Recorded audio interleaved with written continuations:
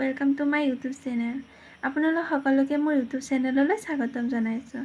আজি মই আপোনালোকৰ ওচৰত লৈ আহিছোঁ এটা হেয়াৰ পেক। আজি মই আপোনালোকৰ ওচৰত যিটো পদ্ধতিৰে হেয়াৰ পেকটো বনাই দেখাম, এই পেকটো লগালে আপোনালোকৰ চুলিখিনি মিহি আৰু উজ্জ্বল হ'ব, উফিৰ সমস্যা দূৰ হ'ব, চুলিৰ সৰা কমিব, অৰ্থাৎ গুৰিৰ পৰা চুলিখিনি বৃদ্ধি হোৱাত সহায় কৰিব। তেনেহ'লে পলম নকৰি আমি এই পেকটো কেনেদৰে বনাব লাগে আৰু কেনেদৰে ব্যৱহাৰ কৰিব লাগে। মই 1 কাপ মিঠি গুটি লৈছোঁ। এৰাতি তিয়াই থ'ব লাগিব মিঠি গুটিখিনি। তাৰপিছত মিঠি গুটিখিনি গুড়ি কৰি ইয়াত এচামুচ এল'ভেৰা জেল দি দিছোঁ।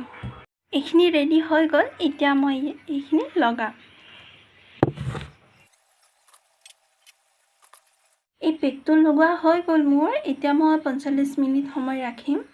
45 মিনিট হোৱাৰ পিছত মই নৰ্মেল পানীৰে চাফা কৰি দিলোঁ। মই কোনো ধৰণৰ শ্বেম্পু লগোৱা নাই। এতিয়া মই ষ্ট্ৰিক্সৰ চিৰাম লগাম।